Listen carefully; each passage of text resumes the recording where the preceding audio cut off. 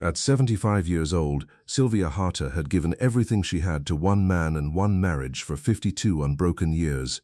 She had never once asked what she would receive in return. But when the attorney read Edmund Harte's final will before a room full of cold, expectant stepchildren, the answer arrived with devastating clarity. She would receive almost nothing. Almost. Because what those greedy heirs dismissed as worthless, a rusted padlock on a forgotten barn at the edge of nowhere, was the one thing Edmund had spent decades carefully hiding for the woman he loved most. Before we jump back in, tell us where you're tuning in from, and if this story touches you, make sure you're subscribed, because tomorrow I've saved something extra special for you. The morning of the will reading, Sylvia dressed with the same quiet precision she had applied to every important day of her adult life. A simple navy dress, pearl earrings Edmund had given her on their 25th anniversary, low-heeled shoes worn to more formal occasions than she could count. She sat at the edge of the bed for a long moment before standing, smoothing the fabric across her lap with hands that had aged but remained steady, still capable, still entirely hers. She was 75 years old, though people who didn't know her often guessed younger. Not because she tried to hide her age, she had long since stopped caring about that, but because there was something in the way she carried herself, something deliberate and unhurried, that suggested a woman who had never wasted a single day feeling sorry for herself. 5 decades of managing a household, raising 3 stepchildren who never truly wanted her there, supporting a husband whose career demanded relentless sacrifice, all of it had worn her down in some ways and strengthened her in others, the way river water shapes stone. Slowly, permanently. Edmund Arthur Harte had died on a grey February morning after a brief illness that moved faster than any of them expected. He was 98 years old, a retired civil engineer who had spent 4 decades building bridges and roads across the Pacific Northwest, and had devoted his retirement to reading history books and tending a small vegetable garden, with a focus that bordered on religious devotion. He had been sharp until nearly the end, his mind clear even when his body began to fail. Sylvia had been the one sitting beside him through the long hospital nights, holding his hand while his children flew in from their separate lives and stood awkwardly in the corridor, unsure of what to say to the father they had never quite managed to know. Edmund's children from his first marriage, Conrad, Felicia, and Julian, had never made peace with Sylvia's presence, not across 52 years of her trying. She had married Edmund when she was 23 and he was 46, a quiet young librarian who had fallen in love with a widower twice her age, who laughed at her jokes and treated her like the most interesting person in every room they shared. To Conrad, Felicia, and Julian, she had always been the interloper, the woman who had come along and taken whatever version of their father they had wanted to keep for themselves. Conrad was the oldest at 56, a property developer from Seattle with an expensive watch and the permanent expression of a man calculating profit margins. Felicia, 54, was sharp-tongued and socially polished in the way that comes from years of perfecting the art of hiding contempt behind good manners. Julian, the youngest at 51, had always been the quietest of the 3, but quiet in the way that still water runs deep. Sylvia had learned across 5 decades that Julian's silences were rarely peaceful. They were strategic. At the downtown Portland office of attorney Douglas Mercer, the 4 of them sat in a conference room that smelled of leather and old paper. Conrad and Felicia had arrived with their respective spouses and a family attorney of their own, a detail Sylvia noticed immediately and filed away without comment. Julian sat between his siblings, scrolling something on his phone with the casual indifference of someone who had already decided how the afternoon would conclude. Sylvia sat alone on her side of the table. Douglas Mercer was a measured man in his late 60s with silver-rimmed glasses and the careful, deliberate speech of someone who had delivered difficult news many times before and had never entirely made peace with having to do it. He began with the standard legal formalities, the declarations of sound mind and proper execution, and Sylvia sat with her hands folded in her lap and breathed slowly and evenly through the words. Edmund Harte's estate, Douglas explained, was valued at approximately $6.4 million. The family home in Portland's West Hills, the house where Sylvia had lived for 47 of her 52 married years, was appraised at $1.9 million. Investment accounts held another $3.8 million. A vacation property in Bend and various additional holdings comprised the remainder. Sylvia felt the tension leave her shoulders, just slightly. Whatever Edmund had arranged, she told herself, it would reflect 52 years of genuine partnership. She had trusted him with everything. She had no reason to stop trusting him now. The Portland house, left entirely to Conrad, Felicia, and Julian, to be divided or sold as they saw fit. The investment accounts, split equally among the 3 children. The Bend property, same distribution. By the time Douglas reached her name, Sylvia already knew. She could feel it in the room, in the careful way Douglas had avoided meeting her eyes since he began, in the barely concealed satisfaction radiating from the other side of the conference table. To Sylvia Ann Harte, Douglas read, his voice dropping almost imperceptibly, I leave the property located at 9 Dunmore Road in the town of Sable Creek, Oregon, including all structures and contents thereon. This bequest is given in recognition of Sylvia's years of companionship and her management of our shared household. She has lived well at my provision and lacked for nothing during the course of our marriage. The Dunmore Road property provides shelter appropriate to her current circumstances and represents a fair and complete settlement of any claim she might otherwise assert against this estate. Companionship, management of their shared household, shelter appropriate to her current circumstances. 52 years. Edmund had reduced them to the language of a severance package. Across the table, Conrad leaned back and crossed his arms. Felicia examined the surface of the conference table with studied composure. Julian put his phone away for the first time since the meeting began and looked at Sylvia with an expression she couldn't quite name. Douglas slid a plain envelope across the polished table. Inside, Sylvia found a single tarnished key on a plain metal ring and a folded note in Edmund's familiar blocky handwriting. 9 Dunmore Road, Sable Creek. Go to the barn first. Everything is there. Trust me, Sylvia. I never stopped loving you. Not for a single day. She folded the note carefully, placed it back in the envelope, and stood without a word. She did not look at Conrad, Felicia, or Julian as she walked out of the room. She made it to the parking garage before her legs gave out beneath her. She sat on the cold concrete curb beside her car, pressed both hands against her face, and tried to remember how to breathe. Sylvia Ann Harte, born Sylvia Ann Marsh, had grown up in a small coastal town in Northern California, the daughter of a schoolteacher and a man who repaired boat engines for a living. They were not wealthy people, but they were steady, and steadiness was the quality Sylvia had absorbed most deeply from her childhood. Her mother had taught her that a person's worth was measured in what they contributed, not what they accumulated. Her father had taught her that quiet work, done consistently and without complaint, was its own form of dignity. She had carried both lessons into adulthood like stones in her pockets, grounding her, centering her, keeping her from drifting even when the currents around her grew strong. She had been working as a librarian in Portland when she met Edmund Harte at 23.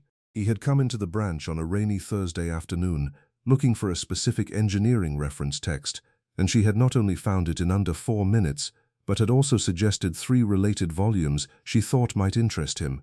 He had looked at her with an expression of genuine surprise, as if he had not expected to be impressed that day, and had come back the following Thursday with a specific question about Pacific Northwest land surveying records that she suspected he already knew the answer to. By the 3rd Thursday, he had asked her to dinner. By the 6th, he had told her he was falling in love with her. Edmund was 46, a widower, with 3 children ranging from ages 19 to 21. His first wife, Margaret, had died of cancer 4 years earlier, after a long and painful illness. His children, Sylvia would learn gradually, had never fully recovered from losing their mother. That grief was real, and she had respected it from the beginning, giving them space, never pushing, never trying to replace what could not be replaced. She had hoped that time and consistency would eventually earn her a place in their lives, if not as a mother, then at least as someone they could tolerate with genuine warmth. She had been wrong about that, but she had not known it yet when she married Edmund on a mild October afternoon in 1972 in a small ceremony with fewer than 30 guests. Conrad, Felicia, and Julian stood in a row at the back of the room wearing expressions that ranged from hollow to openly hostile. Conrad was already developing the tight-jawed composure that would define him for the next 5 decades. Felicia had cried, and not from happiness.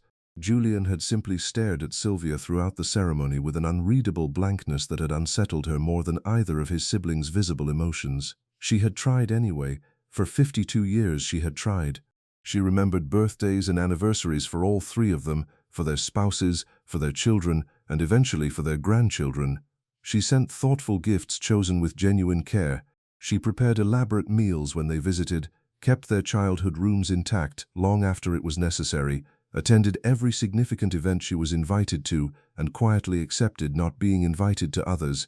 She absorbed years of small cruelties delivered with plausible deniability, the comments about her background, the pointed references to Margaret's cooking or Margaret's taste or Margaret's opinion on things, the way they spoke to Edmund in rooms she was in as if she were not present. Edmund had been a good husband in the ways that were easy for him and a complicated one in the ways that were not. He was faithful, generous with the household, attentive to her comfort, and genuinely interested in her thoughts and opinions in private. But he had never defended her publicly against his children's contempt. He had changed the subject when their remarks grew cutting, smoothed things over with vague pleasantries, and later apologized to Sylvia in private, in the careful, helpless way of a man who understood he had failed but could not quite bring himself to change. She had forgiven him repeatedly, each time believing that he would eventually find the courage he lacked. He never did.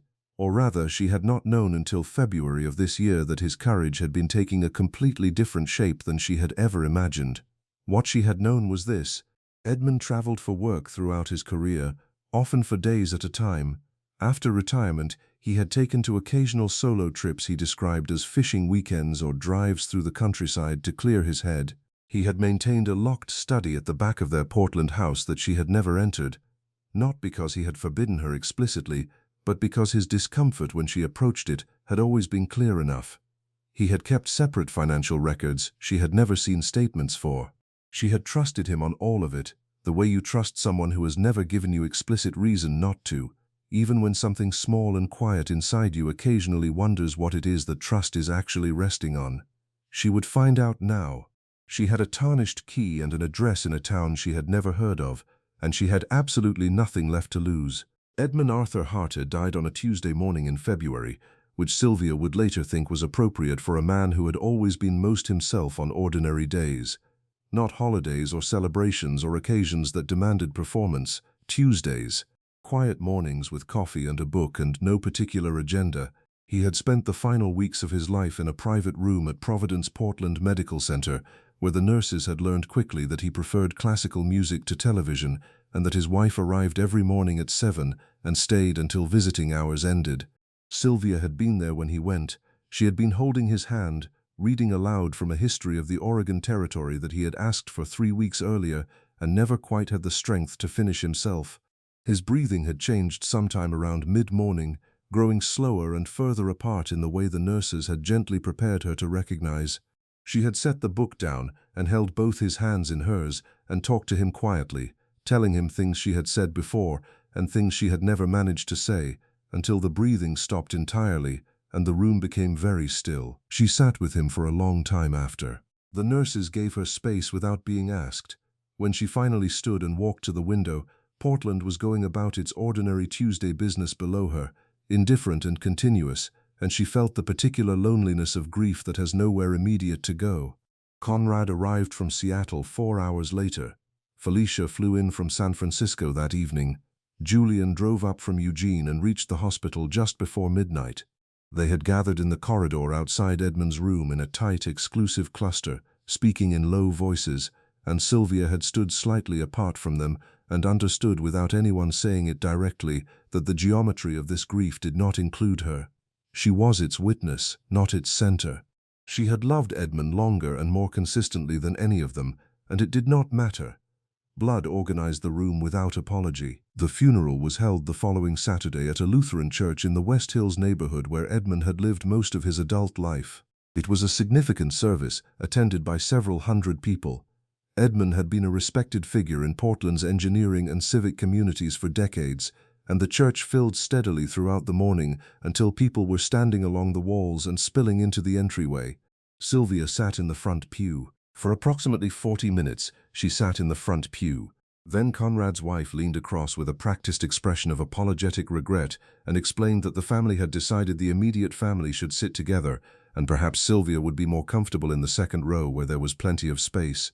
The immediate family in this formulation meant Conrad, Felicia, Julian, their spouses, and their children.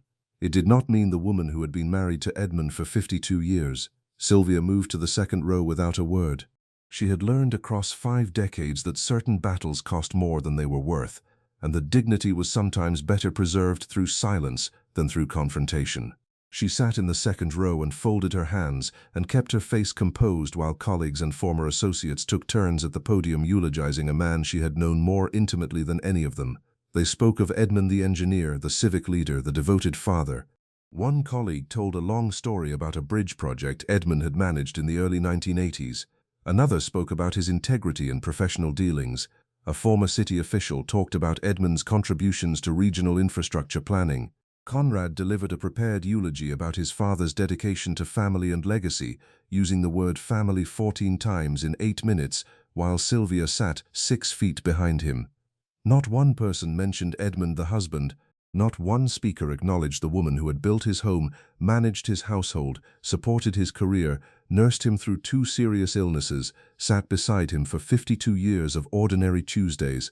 At the reception afterward, held at Conrad's expansive home in Lake Oswego, Sylvia overheard Felicia speaking to a group of women near the fireplace. Her voice carried the particular confidence of someone who had never had to monitor her own volume in a room. They did everything they could to make it a beautiful service, Felicia was saying, adjusting a bracelet on her wrist. Daddy deserved that. He was such a family man at his core. Whatever else happened in his life, his children always came first. You could see that today. Whatever else happened in his life. 52 years compressed into a polite euphemism. Whatever else.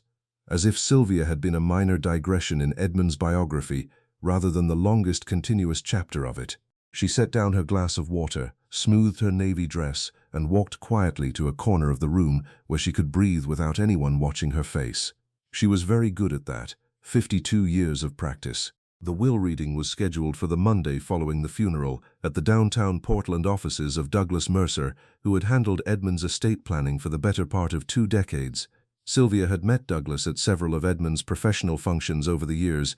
He was a careful, courteous man who had always greeted her warmly and asked about her garden and remembered the names of the books she mentioned enjoying. She had liked him.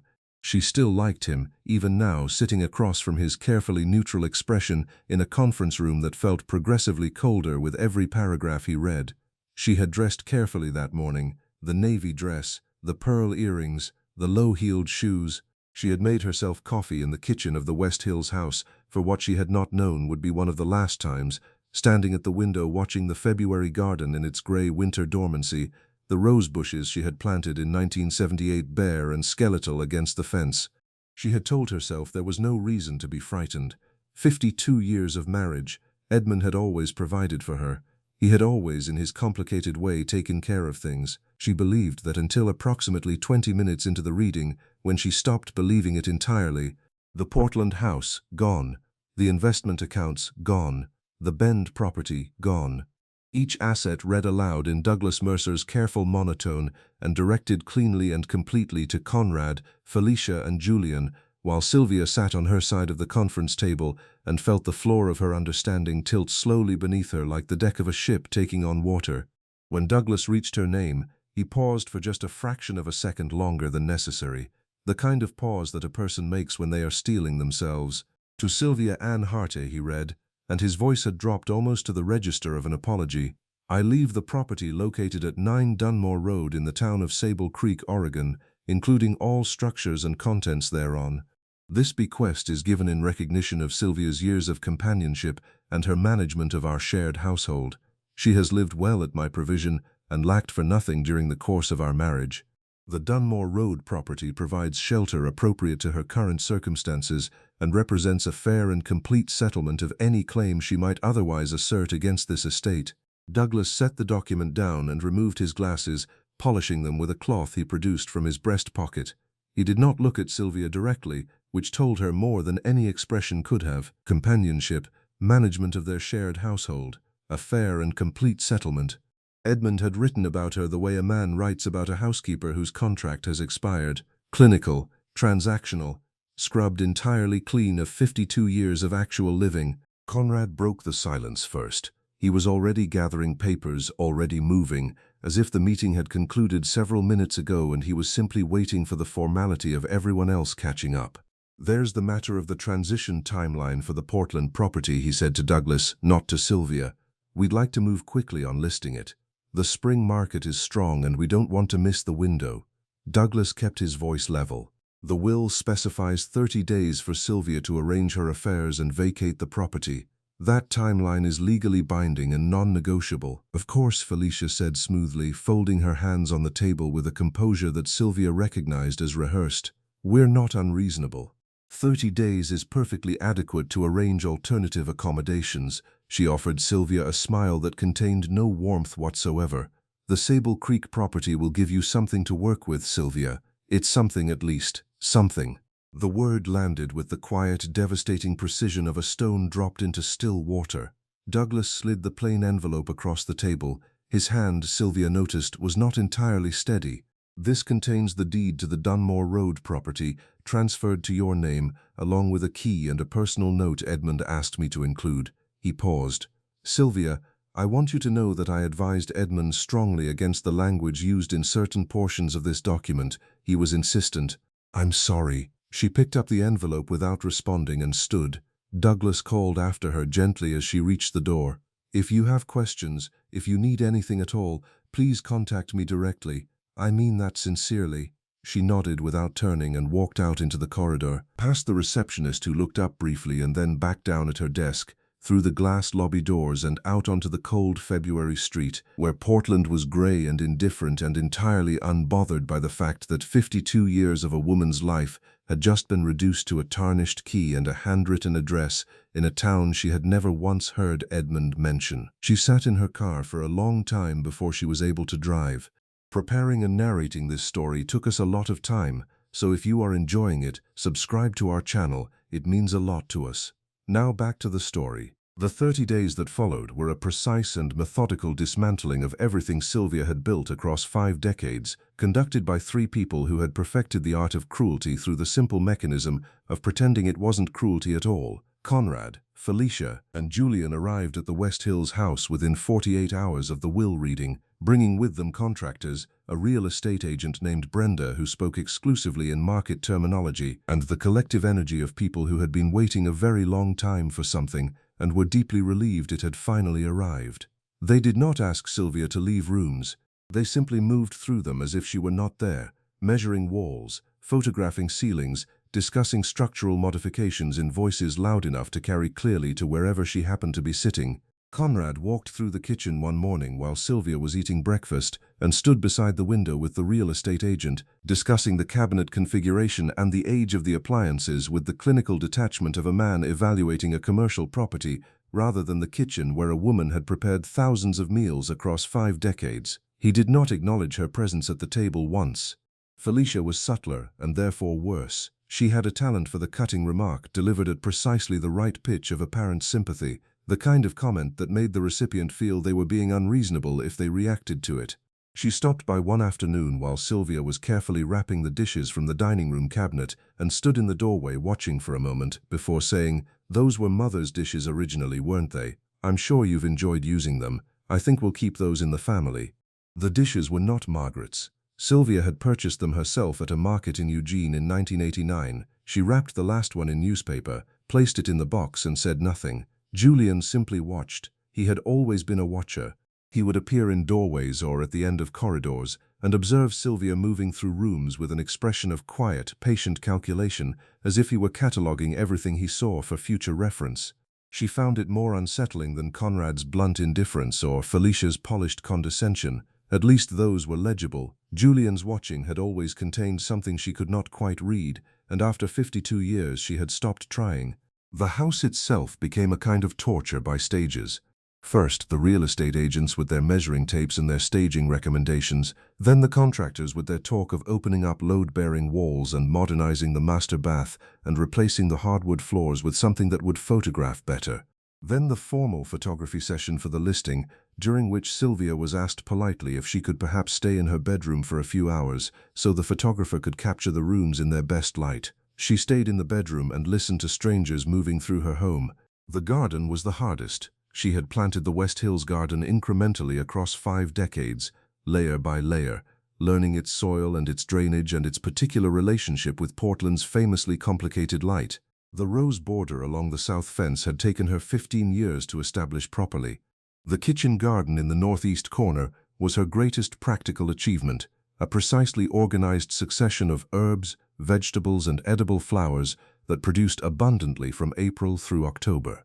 She had documented everything in notebooks, variety names and planting dates and seasonal observations accumulated across decades of patient attention. When Conrad brought a landscape crew through to assess the grounds for pre-listing cleanup, the crew foreman spent approximately 4 minutes walking the perimeter before telling Conrad that the whole thing was significantly overgrown and would need a complete clearing before the property could show well. Clearing, as if what she had spent 50 years building was simply accumulation. Debris. Conrad nodded and made a note on his phone without looking at the garden itself once. The nights were when the fear arrived in its full dimensions. Sylvia would lie in the dark in the bedroom she had shared with Edmund for 47 years and run the numbers over and over, arriving at the same terrifying conclusion each time. She was 75 years old. Her most recent professional experience was a librarian position she had left in 1975 when Edmund's career demands made 2 full-time schedules logistically impossible. She had no income, no pension of her own, no savings in accounts that bore only her name. The Sable Creek property was almost certainly worth very little, exactly as Felicia had implied with that particular careful smile. Enough, perhaps, to generate a small amount from a sale, enough to last a few years if she was extremely careful, and then nothing. Some nights the fear curdled into something hotter, anger at Edmund for leaving her this way, anger at herself for trusting so completely for so long, anger at Conrad and Felicia and Julian for their casual, comfortable cruelty. But anger required energy, and fear consumed everything available. So mostly she packed 3 suitcases of clothing, 2 boxes of books, 1 box of photographs from before her marriage, a small wooden jewelry box her mother had given her, 47 years in one house, 6 boxes. On the morning of day 30, Sylvia loaded her car in the pale grey light before Conrad arrived to supervise her departure.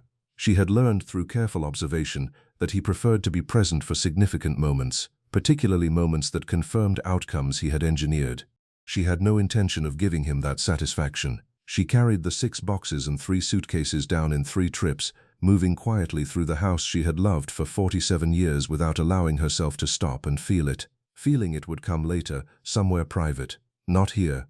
Not with an audience. She allowed herself one last walk through the garden.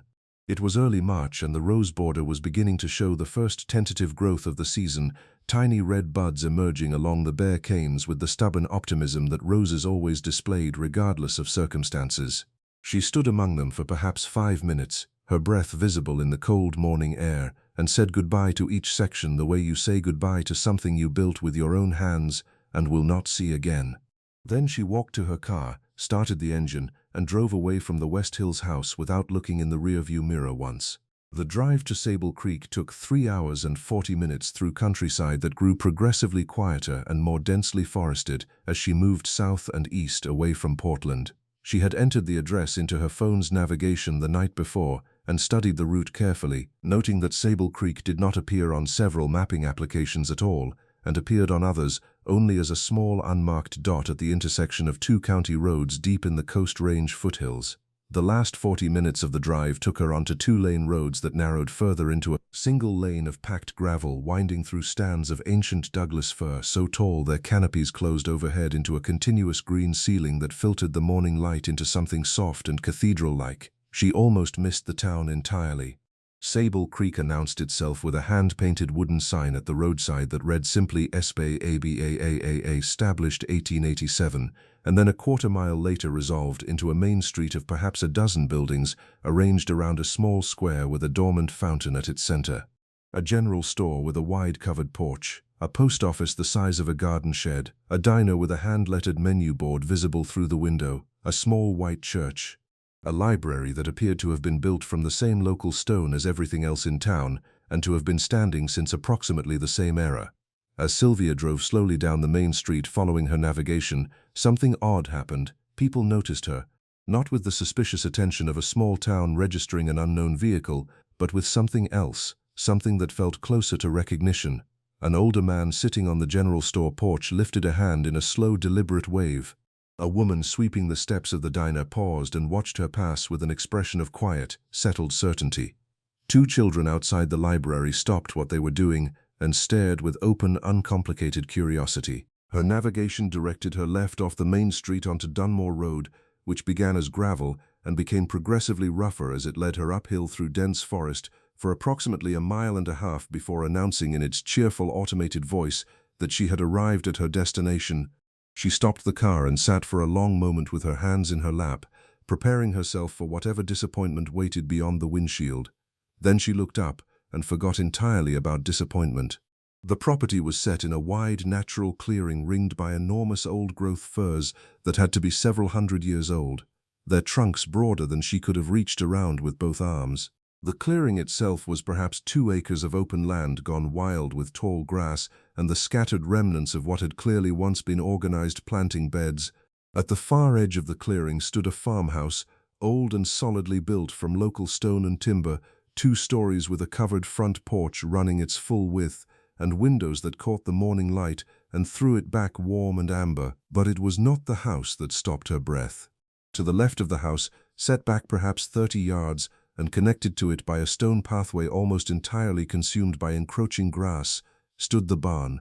It was enormous, cathedral-proportioned, built from the same dark timber as the house's trim and framing, with a steeply pitched roof that had been recently repaired. She could see the newer shingles clearly against the weathered originals.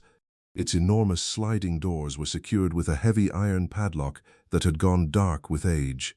The tarnished key in her coat pocket was suddenly very warm against her fingers. Before she could reach for it, she heard footsteps approaching on the gravel road behind her.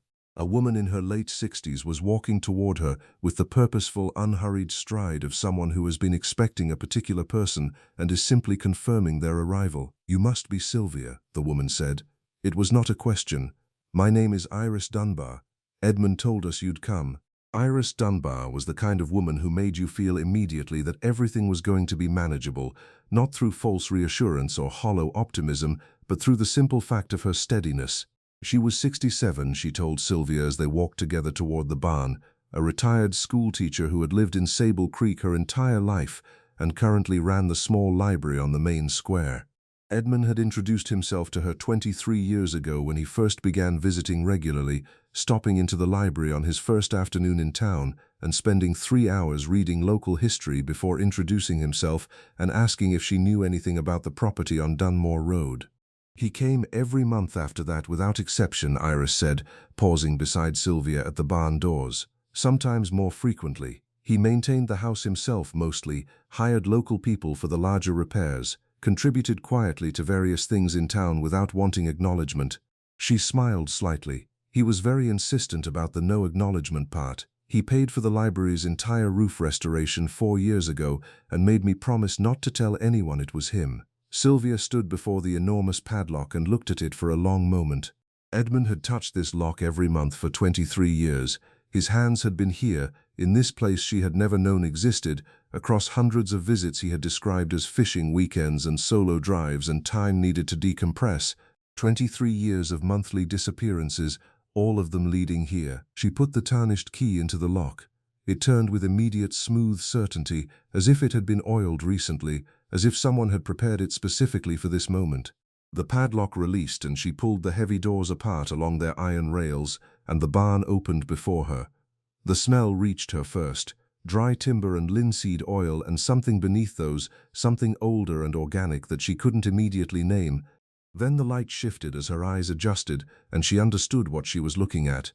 The barn was a workshop, an extraordinary, meticulous, fully equipped woodworking workshop occupying the entire ground floor, with timber framing overhead hung with carefully organized tools and long workbenches running the full length of both side walls. Wood shavings curled pale and fragrant across the floor. A large lathe stood at the far end. Shelving units held jars of finish and oil and stain arranged by type, and covering every available surface, on shelves built specifically for them, standing on benches and hanging from the raftered walls above, were wooden sculptures, hundreds of them, carved figures and abstract forms and detailed relief panels and bowls and boxes and intricate architectural models, all executed in different woods at different scales with different techniques, but all sharing an unmistakable quality of patient, accumulated mastery. She walked slowly between the workbenches, running her fingers along edges that Edmund's hands had shaped. understanding gradually that this workshop represented not months of work but decades, thousands of hours. A secret artistic life conducted in absolute private silence while she had been managing the West Hills house and attending Edmund's professional functions and waiting for him to come home from weekend trips she had never questioned. On the central workbench, positioned with the same deliberate intent as everything else in this carefully prepared place, was a cream envelope with Sylvia written across it in Edmund's blocky engineer's handwriting. Iris stayed near the barn doors while Sylvia carried the envelope to a stool beside the nearest workbench and opened it. 4 pages, covered front and back in Edmund's precise print. "My dearest Sylvia," it began, "if you're reading this, you found the barn. I'm desperately sorry it took my death to bring you here." He explained everything across 4 pages, written with the directness of a man who had run out of time for indirection. He had inherited the Sable Creek property from a colleague named Arthur Webb in 1999, a bachelor engineer who had used the barn as a workshop and left it to Edmund with a single instruction: keep making things. For 23 years, Edmund had done exactly that, driving down once a month to work with his hands in the particular concentrated silence that his Boston-trained legal mind had never been able to find in Portland. He had kept it secret from Conrad, Felicia, and Julian for the same reason he had hidden everything that mattered, because they watched everything and challenged everything and would have found legal mechanisms to claim it if they had known its value. And its value, Edmund wrote, was considerable. The wooden sculptures filling the barn were not amateur work. Over 20 years working under a pseudonym through a gallery contact in Portland, Edmund had sold over 300 pieces. The remaining inventory in the barn had been appraised the previous year at $1.4 million. The property itself, 180 acres of old-growth forest with a fully restored farmhouse, was worth $2.8 million to conservation buyers who had already expressed serious interest. But none of that, Edmund wrote, was the most important thing he had left her. The most important thing was the locked cedar chest beneath the central workbench. The key was taped to the back of this letter. Sylvia found the key taped precisely where Edmund had said it would be, a small brass key no longer than her thumb, attached to the back of the final page with a strip of aging tape that suggested it had been placed there years ago and left undisturbed since. She pulled the cedar chest from beneath the workbench. It was beautifully made, clearly Edmund's own work, with dovetailed corners and a carved panel on the lid depicting the Dunmore Road property from above, the farmhouse and the barn and the surrounding forest rendered in precise, loving detail. She opened it with the small brass key and sat for a long time looking at what was inside. Documents, organized with the methodical precision of an engineer who trusted systems above everything else. Property deeds showing sole ownership of the Sable Creek land registered in her name since 2001, 2 years after Edmund had inherited it, established as an irrevocable gift completely independent of their marriage and legally untouchable by any claim against the marital estate. Financial records detailing a trust fund established to cover all property expenses, taxes, utilities, and maintenance for the next 40 years. A letter from a Portland conservation organization confirming their standing offer to purchase the acreage at a figure that made Sylvia sit very still for a full minute before she could continue reading. And beneath the financial documents, 3 folders, one labeled Conrad Harte, one labeled Felicia Harte Bowman, one labeled Julian Harte. She did not open them immediately. She set them aside and finished reading Edmund's letter first. He wrote about the trusts he had established for his children with the quiet satisfaction of a man who had spent considerable time on a difficult engineering problem and arrived at an elegant solution. Conrad's inheritance was locked in a structure requiring continuous verified employment and annual independent ethical review, a requirement that Conrad's recent business dealings would make increasingly difficult to satisfy. Felicia's trust contained provisions tied to stable family relationships that her 3 contentious divorces had already made nearly impossible to meet. Julian's inheritance was structured as an active management fund that would dissolve entirely to charity if he failed to personally oversee its investments on a documented quarterly basis, a requirement precisely calibrated to conflict with Julian's established pattern of passive financial behavior. The Portland house, Edmund wrote with something approaching dry humor, carried historic preservation easements he had registered quietly 3 years ago, requiring any proposed sale or renovation to pass through a municipal review process he had specifically designed to be lengthy, expensive, and frequently inconclusive. He had also refinanced it 18 months prior, taking out a substantial loan against its equity that the heirs would discover they had inherited along with the property itself. He had given his children exactly what they had always wanted, and had ensured with careful precision that getting what they wanted would be considerably more difficult and expensive than they had anticipated. The 3 folders, Edmund explained in his final paragraph, contained documentation accumulated across decades of careful observation. He had never used any of it. He had never intended to. But he had kept it because information carefully preserved is its own form of protection, and he had wanted Sylvia to be protected by every available means after he was gone. "Use it only if you must," he wrote. "But know that it is there, and know that I built every layer of this deliberately and patiently across more years than you know, because you deserve to be protected, and I was not always brave enough to do it openly." He had signed it simply, as he signed everything, with his full name and the date. Edmund Arthur Harte. January 14th.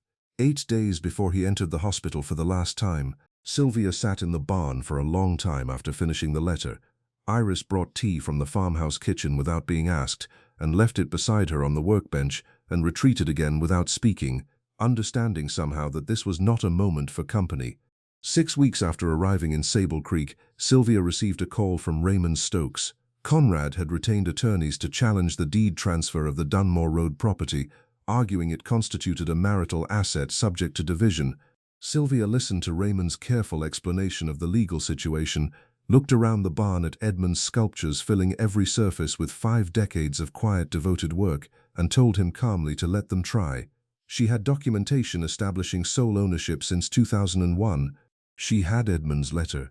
She had 3 folders containing information that Conrad, Felicia, and Julian would very much prefer stayed private, and she had something none of them had ever truly possessed. She had time and patience and absolutely nothing left to be afraid of. Conrad withdrew the legal challenge 11 days later. Raymond handled the final paperwork. The will was closed and settled. Sylvia spent the following months transforming the Sable Creek property into something entirely her own. She restored the farmhouse gardens. She learned woodworking from Edmund's tools and his notebooks, and the patient instruction of a retired craftsman in town named George, who had known Edmund for 15 years and wept openly when he heard he had passed. She began selling Edmund's remaining sculptures through the same Portland gallery, using the proceeds to establish a community fund for Sable Creek's library and school. She also opened the barn 3 afternoons a week to anyone in town who wanted to learn woodworking. Teenagers mostly at first, then older residents, then a group of retired women who came on Thursday afternoons and filled the barn with conversation and laughter and the clean smell of fresh-cut timber. The barn that Edmund had kept in solitary secret for 23 years became the most social space in Sable Creek, and Sylvia understood that this was exactly what he would have wanted, even if he had never quite managed to want it for himself while he was alive. She did not sell the property to the conservation buyers, though she met with them twice and found them genuinely respectful of the land. Instead, she placed the acreage under a permanent conservation easement that protected the old-growth forest in perpetuity while allowing her continued use of the farmhouse and barn. It was, she decided, the correct balance between preservation and living, between honoring the past and building something new. On a warm evening in late September, 7 months after arriving in Sable Creek, Sylvia sat on the farmhouse porch and watched the last light move through the ancient firs and thought about Edmund with something that was no longer grief and not quite forgiveness and perhaps simply understanding. He had been a complicated man who had loved her in complicated ways, hiding his devotion in locked barns and irrevocable deeds because he had never found the courage to display it plainly. She had deserved better than that. She knew it, and she believed he had known it too. But he had given her this land, this barn, this community, this beginning. At 75 years old, with nothing she had expected and everything she had needed, Sylvia Ann Harte was finally, completely, entirely free to discover who she had always been beneath every role she had ever performed for someone else's comfort. She was just getting started. Up next, you've got 2 more standout stories right on your screen. If this one hit the mark, you won't want to pass these up. Just click and check them out. And don't forget to subscribe and turn on the notification bell so you don't miss any upload from us.